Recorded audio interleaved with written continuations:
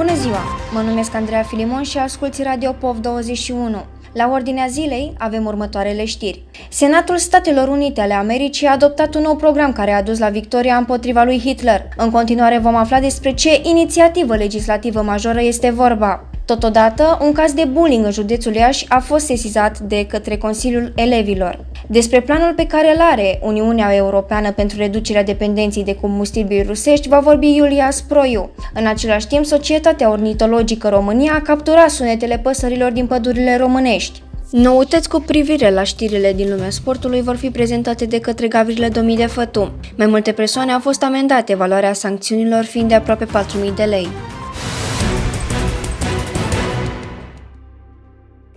Senatul Statelor Unite ale Americii a adoptat un nou program care a dus la victoria împotriva lui Hitler. Senatul Statelor Unite a adoptat în unanimitate o inițiativă legislativă majoră, adică un program din timpul celui de-al doilea război mondial. Programul a fost creat în timpul celui de-al doilea război mondial și a fost văzut decisiv în conflictul din anii 40. Legea adoptată de Senat ar accelera transferul de echipamente militare critice și alte bunuri esențiale către Ucraina prin reducerea birocrației. Aceasta permite donarea de facto a echipamentelor cu prevederi care stipulează că țările beneficiare vor rambursa SUA la o dată ulterioară.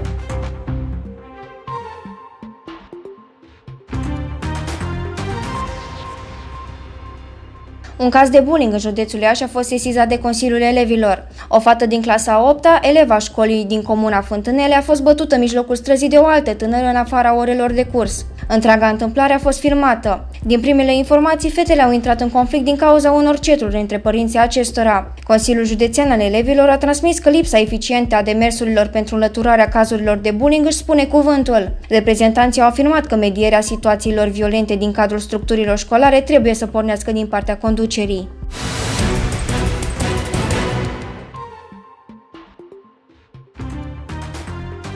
Uniunea Europeană are un plan pentru reducerea dependenței de combustibilii rusești. România primește ajutor. 17 state membre ale Uniunii Europene, printre care și România, vor primi ajutor pentru a reduce treptat dependența de combustibilii fosili din Rusia. Comisia Europeană a anunțat ajutor tehnic, însă vom primi fonduri care vor fi folosite la trecerea pe energie verde și reducerea consumului de gaz, petrol și cărbune. Urmează ca luna viitoare să fie anunțate sumele pentru fiecare țară. Rezultatele unui studiu al Energy Policy Group arată că România poate reduce consumul cu 40%, care ar acoperi importurile de gaz rusesc și reducerea producției interne până în anul 2030.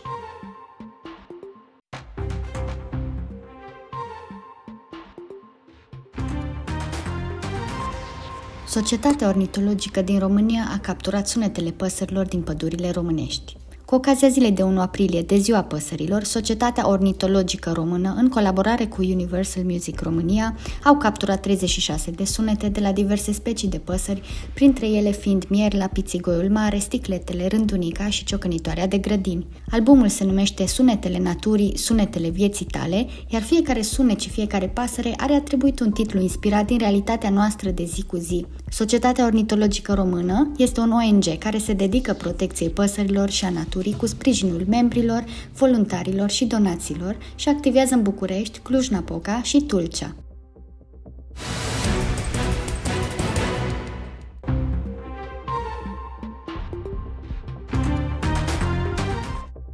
Bună ziua! Fotu Gavrile mă numesc și vă prezint știri din lumea sportului. După meciul avut între Cluj și Steaua, mai multe persoane au fost amendate, valoarea sancțiunilor fiind de aproape 4.000 de lei. Cu Cluj și CSA Steaua s-a disputat crâncen și în tribună, după ce un fan al Stelei s-a infiltrat în peluza gazdelor. La pauză, acesta a capturat un steag al clujenilor și l-a aruncat în tribuna roș-albastră. Fanul Stelei a sărit gardul în teren pentru a reveni în tribuna destinată colegilor lui de galerie. Un om al forțelor de ordine a intervenit. În clipa imediat următoare, mai mulți fani au sărit în sprijinul colegului lor. În comunicatul Jandarmeriei Mobile Cluj s-a menționat faptul că stewardii nu puteau face față acestei situații, iar Jandarmeria a constituit un cordon de ordine pentru a împiedica pătrunderea pe suprafața de joc și conflictul direct între galerii. Duelul din teren s-a terminat 1-0 după golul lui Haită în minutul 10. Conflictul din tribune s-a lăsat cu acte de violență și sancțiuni în valoare de aproape 4.000 de lei.